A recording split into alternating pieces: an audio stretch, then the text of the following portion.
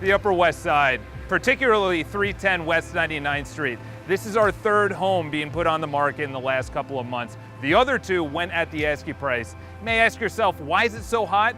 You have the parks on either end, you have the express stop, and you have all the conveniences the Upper West Side has to offer. 310 West 99th Street. Welcome to your next home.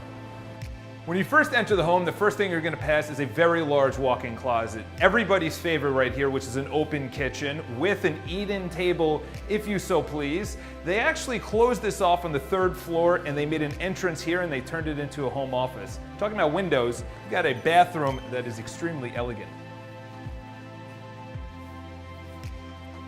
The size of this living room is very impressive. I can stand, if you turn that into a home office, you have your dining room here. If you leave that as is, you could have it as a workstation. Massive couch right over there, armoire for your TV.